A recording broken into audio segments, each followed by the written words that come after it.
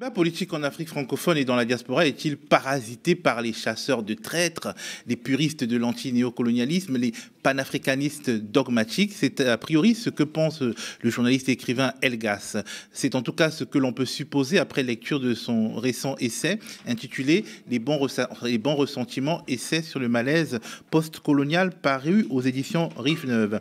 Et le moins que l'on puisse dire est que son positionnement n'est pas le plus populaire, alors que les jeunes générations africaines vibre au son de la nouvelle indépendance et du néo-panafricanisme porté au pouvoir au Sénégal et soutenu dans la rue par les pays par la rue dans les pays de l'AES, porté au pouvoir démocratiquement au Sénégal, je voulais dire.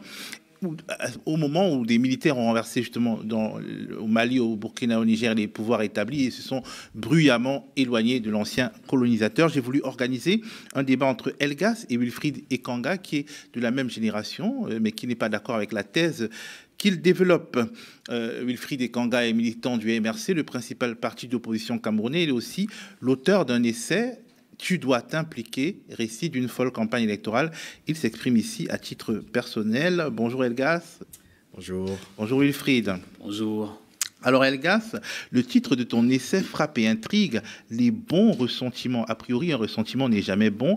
Et on imagine que derrière le jeu de mots, en fait, il y a de l'ironie et que tu t'en prends aux militants panafricains radicaux qui vivent et se délectent de leurs ressentiments, si on suit la logique de ta plume. Alors peut-être que je me trompe.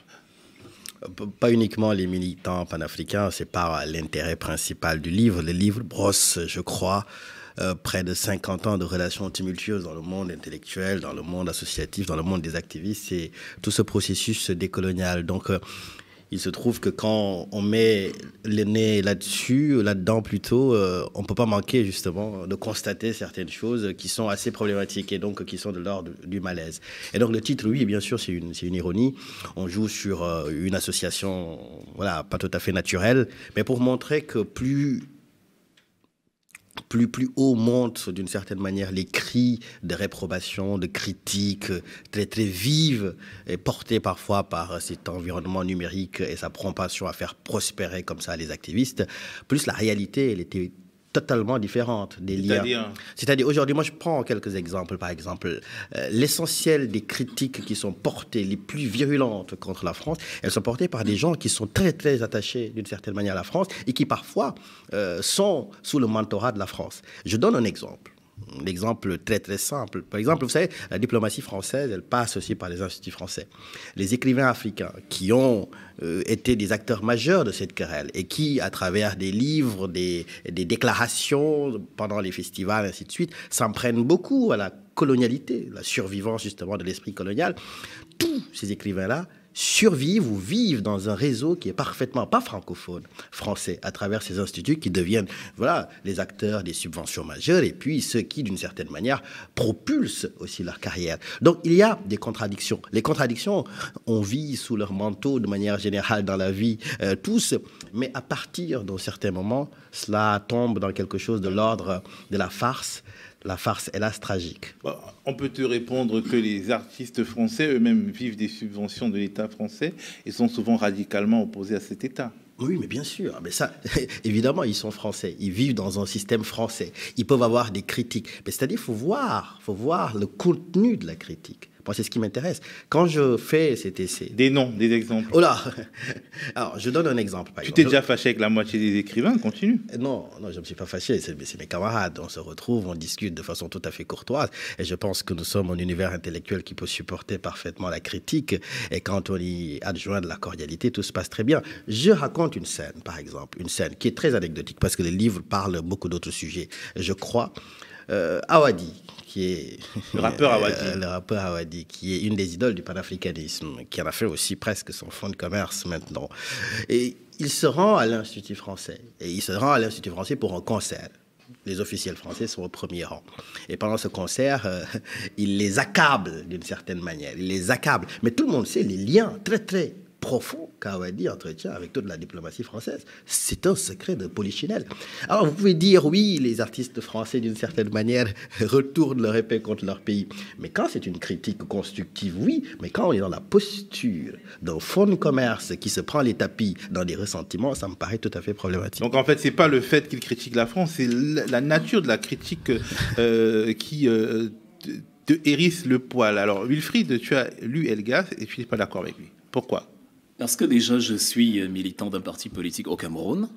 Et dans le programme politique de mon parti, le MRC au Cameroun, la place accordée aux relations internationales intervient tout à la fin. Elle est marginale. C'est-à-dire, les principaux pans de notre programme politique se concentrent sur la réparation des dégâts causés par Paul Biya. Nous avons déterminé comme cause première des vicissitudes camerounaises le président actuel Paul Biya. Alors, du coup, quand on définit les néo-panafricains, si on veut, comme des gens qui ont pour fond de commerce ou alors pour point focal la critique ou la haine. Obsession. Oui, pour obsession, on parle même de haine. On a paraphrasé plusieurs auteurs dans le livre où on parle littéralement de haine viscérale ou alors d'enfermement dans un ressenti, littéralement dans une... Oui, dans des ressentiments. On parle même de xénophobie, entre autres.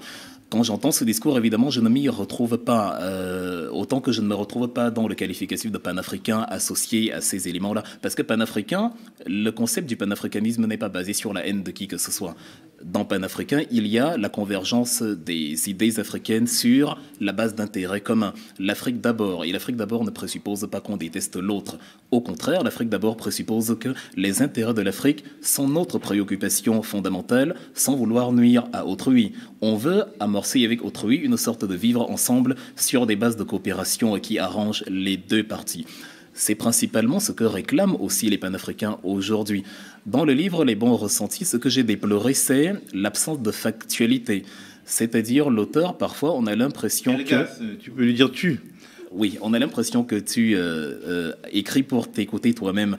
Et ton livre pêche par le fait qu'il ne se suffit pas à lui-même. C'est-à-dire, celui qui le lit, s'il n'a pas lu autre chose, il n'aura pas les compléments d'infos dont il aura besoin. On dit souvent « à beau mentir qui vient de loin », on va dire « à beau subir le mensonge qui ne lit qu'un livre ». Parce que si vous dites dans le livre qu'Aminata Traoré, par exemple, renvoie tout à la France et rend la France coupable de tous les malheurs de l'Afrique, évidemment, celui qui n'amorce pas l'analyse de la démarche d'Aminata Traoré va être convaincu de ce qu'il vient de lire. Pourtant, factuellement, Aminata Traoré, elle énonce ce que le livre n'énonce pas, des faits concrets. Le livre gagnerait à critiquer, vous avez évoqué tout à l'heure le contenu de la critique, que c'est ce qui vous obsède. Malheureusement, le contenu, je ne l'ai pas retrouvé. Aminata Traoré, elle évoque un exemple très simple. Elle dit « Les Français au Mali, dans le cadre de l'opération Serval, qui deviendra Barkhane courant 2013-2014, n'ont pas été appelés comme le discours dominant veut le faire croire. François Hollande avait déjà décidé d'intervenir au Mali avant même que les dirigeants maliens ne disent « venez ». Et les dirigeants maliens, aujourd'hui, vous disent qu'on avait demandé une sorte d'appui logistique, pas d'opération au sol, que la France a imposé. Ce qui m'intéresse dans le discours panafricain ou dans la critique envers la France, ou envers toute autre puissance coloniale, c'est la factualité de la critique. Est-ce que ce qu'on dit dans la critique est vrai? Si Adolf Hitler vous dit aujourd'hui que ce n'est pas bon d'être antisémite, il a raison.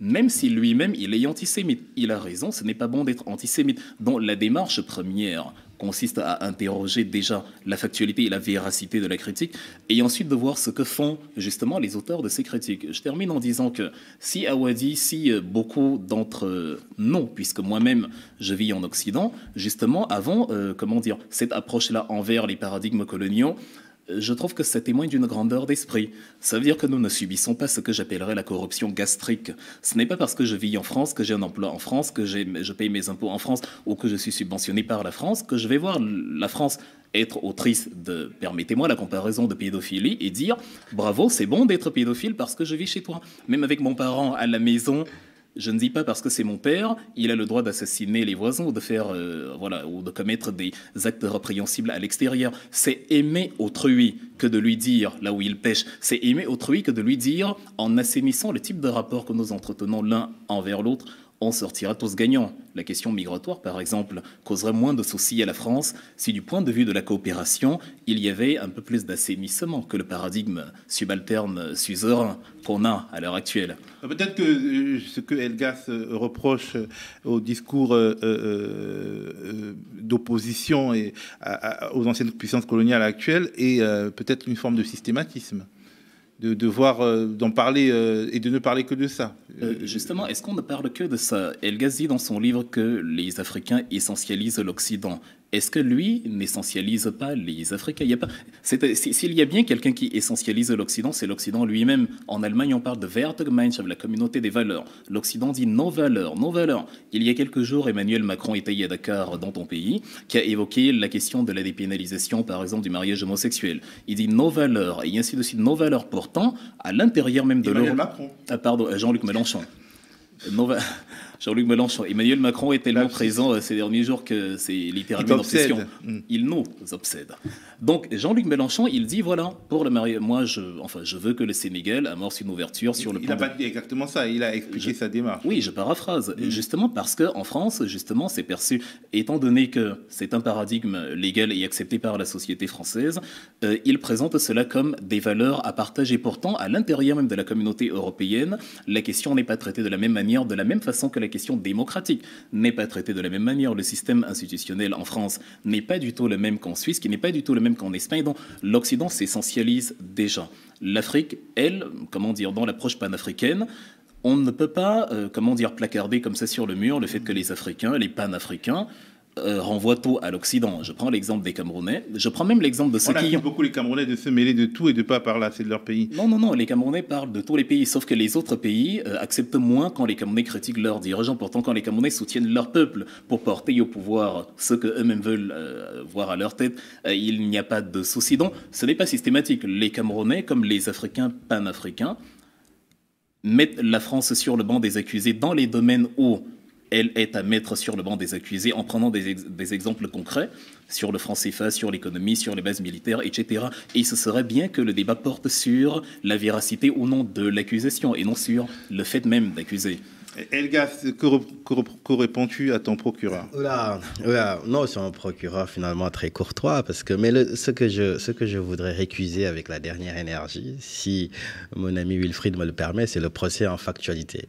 Alors pour le coup, c'est des formations professionnelles sans doute. Moi, je suis sociologue, je suis attaché aux faits. Alors dans le livre, il y a des faits, c'est-à-dire je commence le livre par une genèse du délit d'aliénation.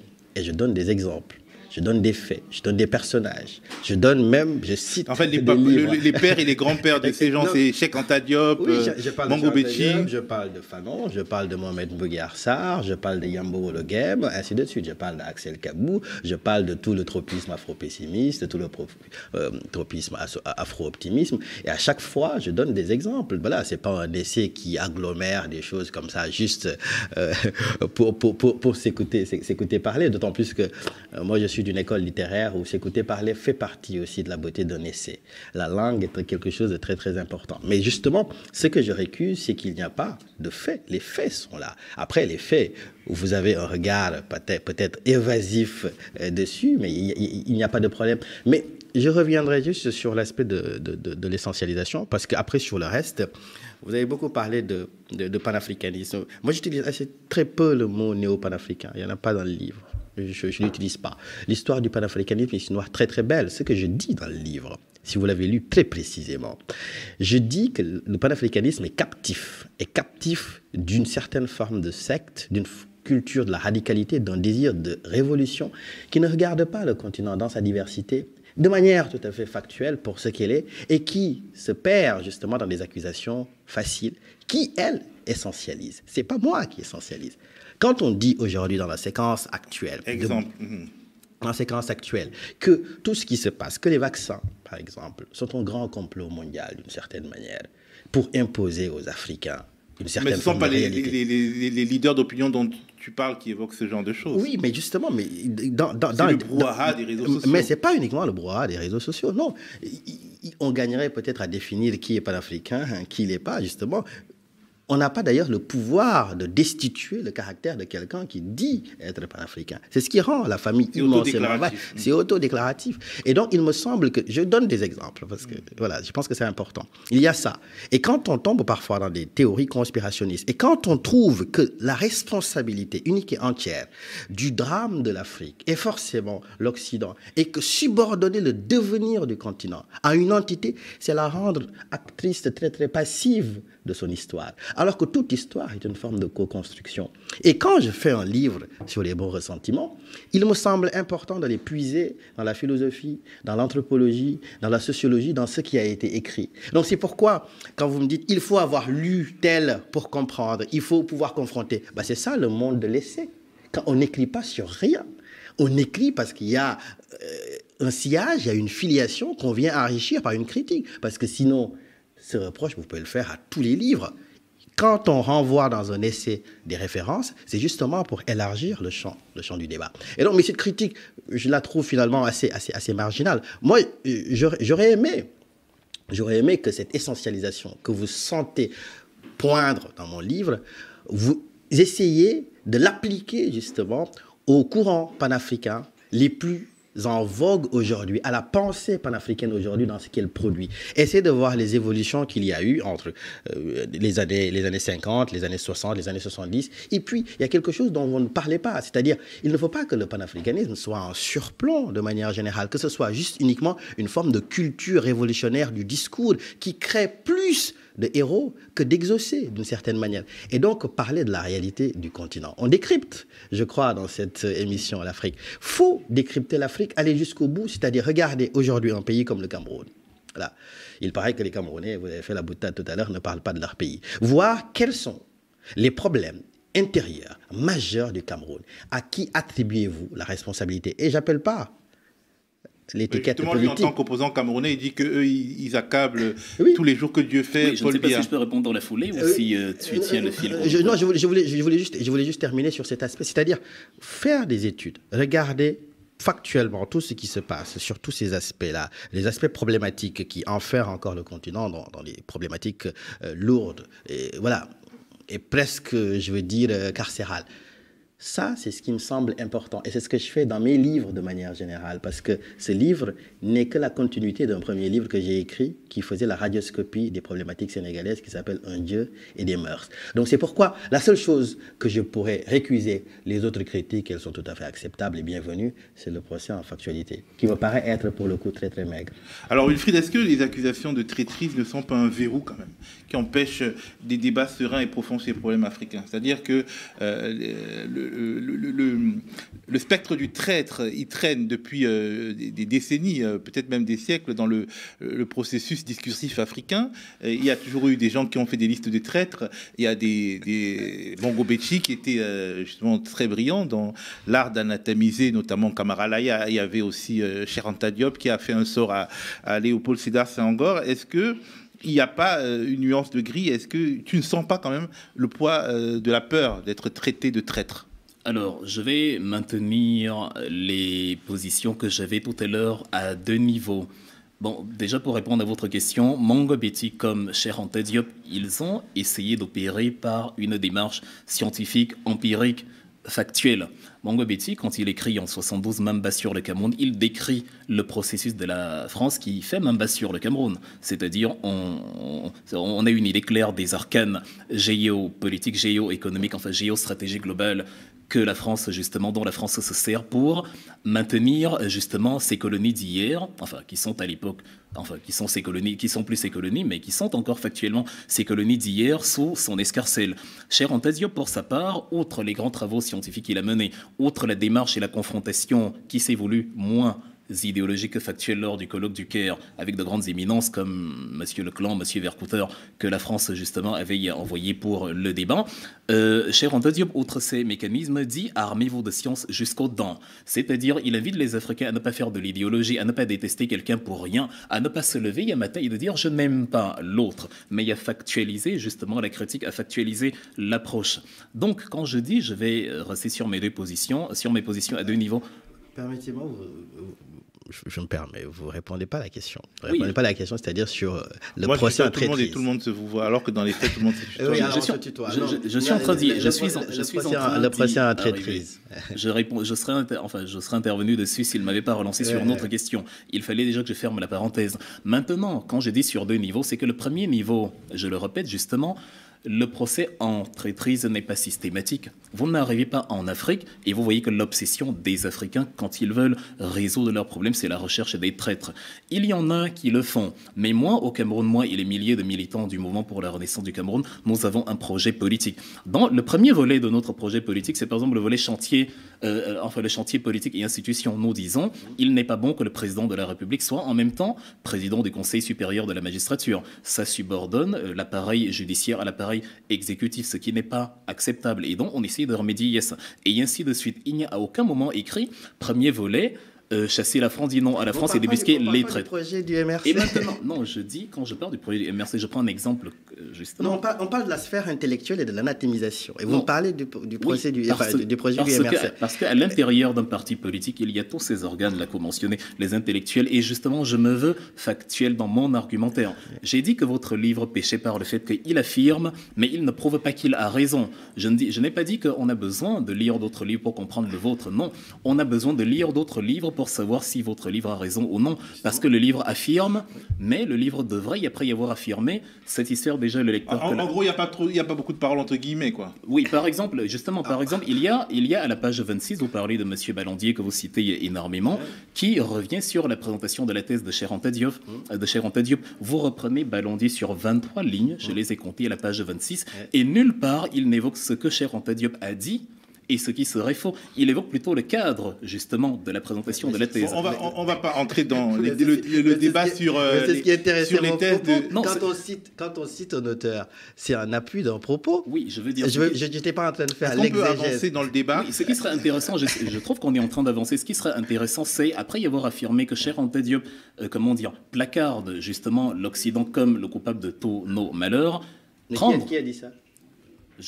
vous sous-entendez que les panafricanistes radicaux, Cheikh Anta Diop, les africanistes radicaux, Tu Cheikh Anta Diop, opposes Mongo Cheikh Betty, Anta Diop et Senghor. Oui, non, Cheikh mais Anta Diop, Mongo je dis la genèse de l'accusation. Non, c'est très grave, parce que dire, par exemple, que j'ai dit dans mon livre que Cheikh Anta Diop accuse l'Occident de tous les maux de l'Afrique, c'est pas... Non, mais vous le faites sur... Le grand-père de ceux d'aujourd'hui, en gros. Ça, c'est très important. Vous le faites d'ailleurs également sur François-Xavier Verschave, sur Aminata Traoré. Vous dites la France-Afrique, ils accusent la France-Afrique de tous les... Non, mais Oui, pour plus de c'était factualité, vous avez cité les 23 lignes. Moi, je vais en citer une. Je parle du délit et de la genèse du délit d'aliénation au début. Et je dis comment on a porté l'accusation de traîtrise au début. Après, je dis comment l'œuvre très belle de Cheikh Anta Diop a été captée, dévoyée par des sectaires. Voilà ce que le livre dit. Le livre dit également, je reviens dessus, le livre, parce que c'est écrit, c'est-à-dire j'invite d'ailleurs nos téléspectateurs à lire le livre. Le livre dit également, et j'insiste, je persiste et signe, que ces grands auteurs, ces grands penseurs africains, vous êtes même allé sur Pierre Péan, François-Xavier Verschave, Aminata Traoré, de grandes éminences intellectuelles et politiques occidentales et Afrique, où vous... Ça ne vous aide pas beaucoup plus d'intelligibilité parce que Non, mais en fait, justement, je voulais qu'on entre un peu dans les choses plus pratiques et plus compréhensibles pour... Non, c'est mon argumentaire. Il serait intéressant que je le mène à terme. C'est parce que je sais ce que je suis. Mais il nous reste très peu de temps et je voulais qu'on évoque des choses plus contemporaines. Par exemple, le regard que vous portez sur les traditions politiques de cette radicalité africaine, si on considère que le nouveau pouvoir sénégalais, par exemple, et les dirigeants de l'AES sont les fruits politiques de cette radicalité qui semble problématique à Elgas. Quel est le regard que tu portes sur Bassirou Diomaye Faye, Ousmane Sonko, ou bien sur les dirigeants de l'AES? Est-ce qu'ils sont la traduction politique pure et parfaite du mouvement qui est en cours et dont tu déplores les dérives supposées? Il me semble très très difficile de les comparer parce que les dynamiques politiques dans les pays concernés ne sont pas les mêmes. Mais ils se sont drapés du même manteau. Ils se sont même drapés, mais enfin, c'était des stratégies parfois électorales qui ont été parfois rémisées pour certains, adoucies. Donc voilà, la dynamique de la quête de pouvoir et la dynamique de son exercice, c'est pas tout à fait la même chose. Donc qu'il y ait des communautés en termes d'élan, parce qu'il y a un vent dit de révolution conservatrice qui souffle fort dans le monde, on peut l'admettre. considère que ces deux processus politiques relèvent d'une révolution conservatrice. Tout à fait. C'est pas progressiste. Non, c'est pas progressiste du tout. Quand on regarde les marqueurs du progressisme avec des standards, même s'il y a un ancrage occidental avec des standards que l'on peut observer dans le monde, on ne peut pas dire que dans ces pays il y a un progressisme. On peut pas le dire. On peut prendre un marqueur, par exemple, sur la place. La révolution conservatrice veut conserver l'ordre existant. Alors, non, justement, c'est le néocolonialisme. Il y a toute une tradition en sciences politiques de révolution conservatrice. C'est pas conserver le pouvoir tel qu'il est. C'est sur les valeurs. C'est sur les valeurs et les discours. Et il me semble très, très important. Vous savez, les pays de l'AES, il y a eu tout un vent polémique qui me semble assez incompréhensiblement paniqué. Il y a 17 coups d'État dans l'histoire de ces trois pays. La modalité de transmission du pouvoir la plus traditionnelle, c'est plutôt le coup d'État.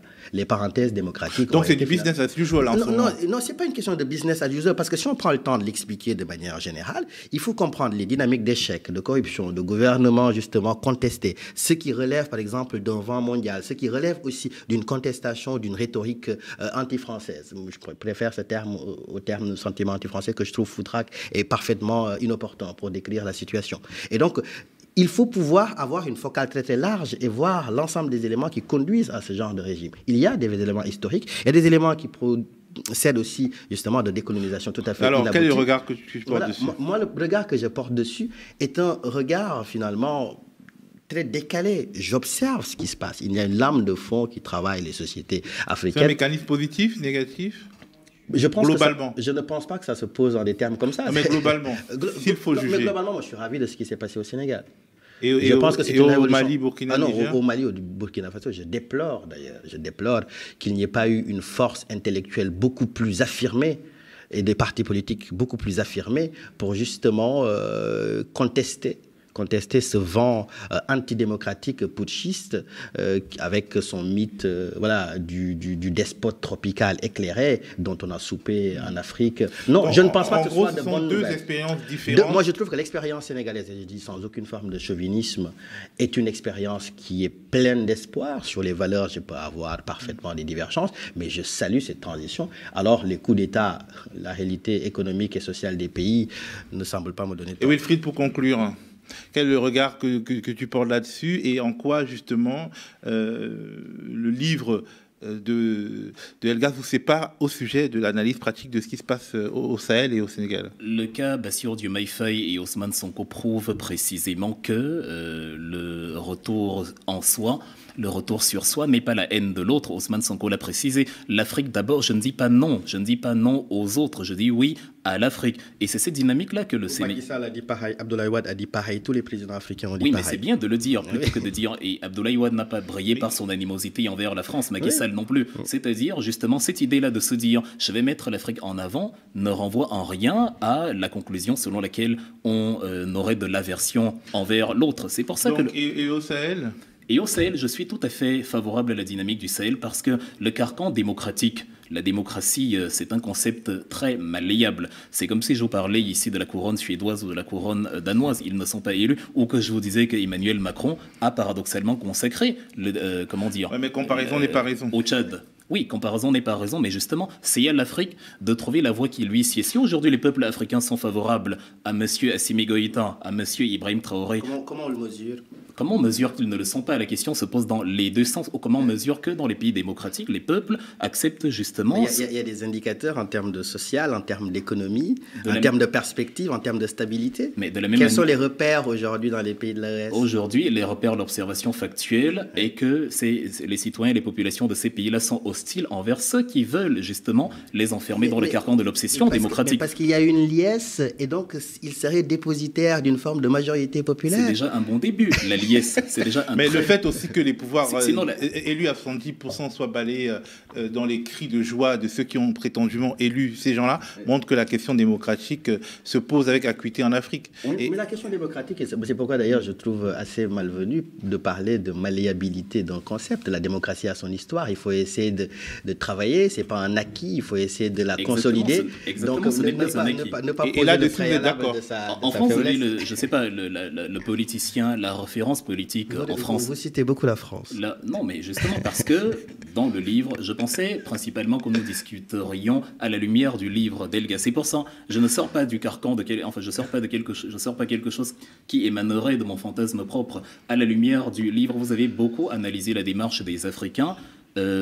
Sous le prisme de leurs affinités avec la France. C'était le thème, c'était le malaise post-colonial. C'est pour ça que je parle de la France. Et le mot de la fin, Wilfried. Oui, je dis en France, le politique phare, le politique de référence, c'est le général de Gaulle, qui n'est pas le premier démocrate venu. De la même manière, pour les Maliens, les Burkinabés, les Nigériens, il faut accepter qu'on soit français ou africain pro-démocratie élective. Il faut souffrir que ces peuples-là se satisfont, du moins pour l'instant, du type de gouvernance qui est à leur tête actuellement. Parce que factuellement, certaines de leurs réalisations tendent plus à espérer un début d'indépendance et d'émancipation factuelle que les démocrates que nous adoubons sur le seul volet du principe. Ça me semble tout à fait discutable. Et on continuera cette discussion. J'espère qu'on aura d'autres débats comme ça. Merci à vous, Elgas et Wilfried, et merci à vous d'avoir regardé ce numéro de Décrypter l'Afrique, le panel. Rendez-vous bientôt pour de futurs décryptages de l'actualité africaine.